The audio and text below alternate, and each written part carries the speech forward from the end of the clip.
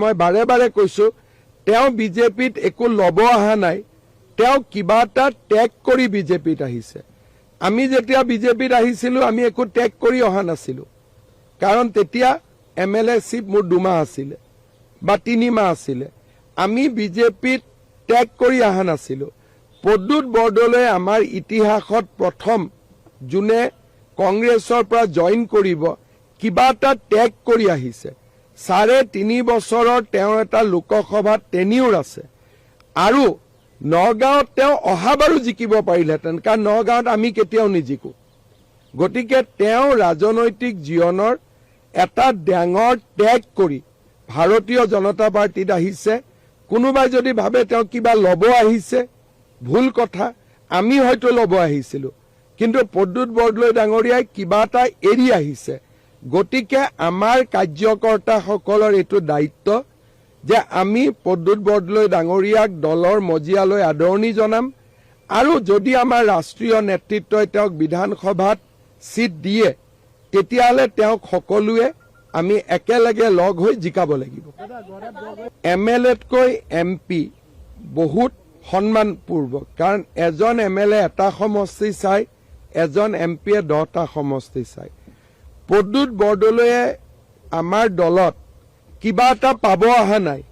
তেওঁ কিবা এটা ত্যাগ কৰি আহিছে কাৰণ তেওঁ আজি নগাঁও লোকসভাৰ এজন সিটিং এমপি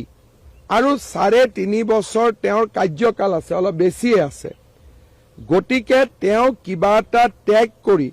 আজি ভাৰতীয় জনতা পাৰ্টিত যোগদান কৰিছে ভাৰতীয় জনতা পাৰ্টিয়ে সদায় ব্যক্তিত্ব আৰু ব্যক্তিৰ ত্যাগক সন্মান কৰে সেইকাৰণে মই ভাবো যে প্ৰদ্যুৎ বৰদলৈ ডাঙৰীয়াক বিজেপিৰ সকলো কাৰ্যকৰ্তাই সহযোগিতা কৰি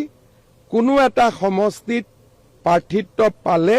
তেখেতক বিজয়ী কৰোৱাৰ দায়িত্ব বহন কৰিব লাগে पहले भगवान का साथ कोई कंपटीशन नहीं करना चाहिए सरकार आने भगवान आशीर्वाद दे अगर मैं आज बोलूं मेरा सरकार आएगा मैं सीएम बनूं प्रद्युৎ बरदলৈ जी मंत्री बनेगा that means I am challenging the authority of Lord so I am not like that person so हमारा असम में बोलता है कि अहंकार ही विनाश लाते हैं तो let the government be formed first with the blessings of Lord Krishna thereafter we'll think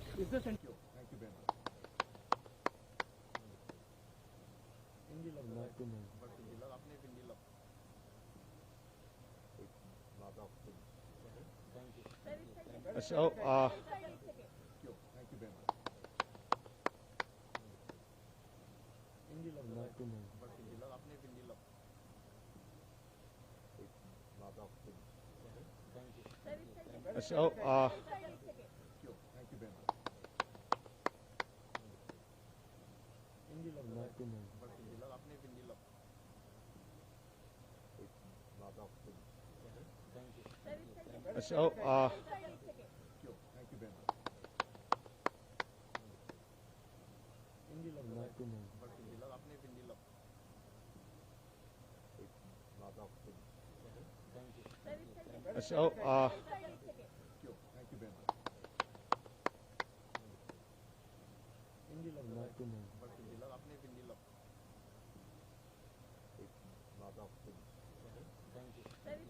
So,